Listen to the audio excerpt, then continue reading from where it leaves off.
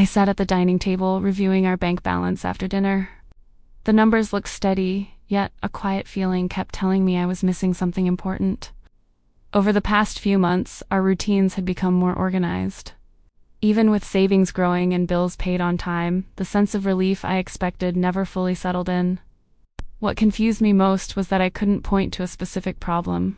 Everything looked fine on paper, but certainty still felt out of reach. Nearly every evening, I opened the banking app for no clear reason. After a few moments, I closed it again, still searching for an answer I couldn't name. That week, I suggested something we had never tried before. A simple experiment. 1 week without impulse purchases, not to save money, but to understand what we were really looking for. The morning moved the way it always did. While everyone followed their routine, I felt quietly aware of the promise we had made for this week. After clearing the table, my hand opened the shopping app almost by itself. The habit felt older than the decision I was trying to practice. A discounted household item immediately caught my attention. For a moment, buying it seemed easier than questioning whether I needed it. Then I remembered the experiment. Closing the app felt surprisingly uncomfortable, even though nothing important had changed. The strange part was realizing I never truly needed the item, yet walking away from it felt harder than expected. By afternoon, the day felt heavier than usual. When Mira came home early, I noticed myself reaching for familiar comforts that weren't really solutions. I skipped the coffee order and the afternoon snack. In the quiet that followed, I realized some purchases had been filling moments, not needs. I expected the challenge to be about saying no once in a while. Instead, I noticed how often the urge to buy quietly appeared throughout an ordinary day. The items were small and familiar. Each one seemed harmless on its own, which made them easy to overlook. None of these purchases would have changed our budget by much. What caught my attention was how often they arrived without a clear reason.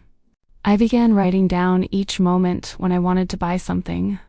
The list became less about products and more about what was happening inside me. By the second day, a pattern started to emerge. Many of those moments appeared when I was simply running low on energy. Another pattern appeared the following day. The urge also arrived during quiet moments when I was looking for something to fill the space. That realization stayed with me longer than I expected. For the first time, I wondered whether some purchases had been answering feelings rather than needs. By the fourth day, the challenge felt different. It wasn't about needing something anymore. It was about noticing how often I reached for old habits. Small actions used to happen almost automatically. Open the app, place the order, complete the payment, and move on with the day. When that routine stopped, something unexpected appeared. A quiet space opened up where those small purchases used to be. The extra space felt unfamiliar at first. It carried a quiet kind of discomfort, like a room that suddenly became too silent. I started to notice what those purchases often gave me. For a few brief moments, they created a feeling of relief. It made me wonder if the item itself was never the real goal. Maybe I had been looking for the feeling that came before it disappeared. That realization stayed with me longer than I expected.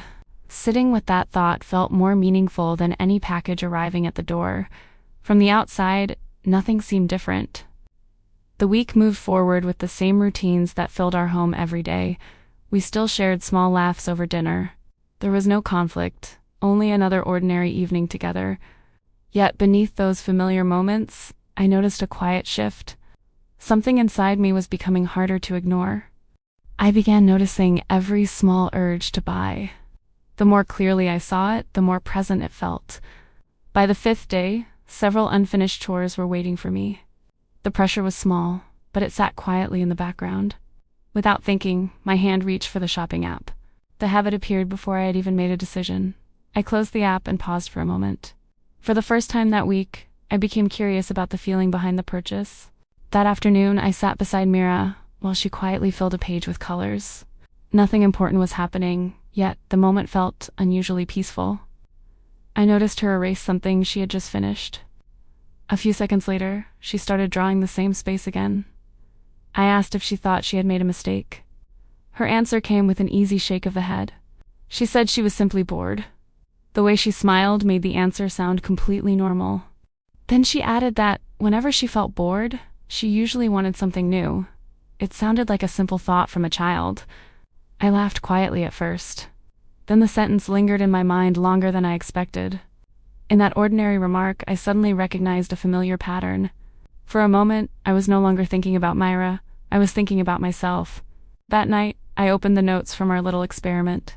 The pages felt less like spending records and more like a mirror. As I read each note, the reasons repeated themselves. Tired, bored, stressed, lonely. Those words appeared more often than any product name. The more I looked, the clearer it became. Most of those purchases had very little to do with what we actually needed. Then a different thought settled in. Maybe I had not been buying things as much as I believed. What I kept reaching for was comfort. A small sense of relief that fit neatly inside a checkout button. Whenever those feelings disappeared, I quietly searched for them again. Small purchases had become a shortcut to something deeper. That realization stayed with me long after I closed the notebook. The challenge had never been only about money. After Mira fell asleep, the house settled into its usual quiet. Sitting beside Arman in the living room, I felt ready to share what had been circling in my mind all week. I had assumed this challenge was mainly about spending less. The words sounded simple, yet they carried a realization I had not expected.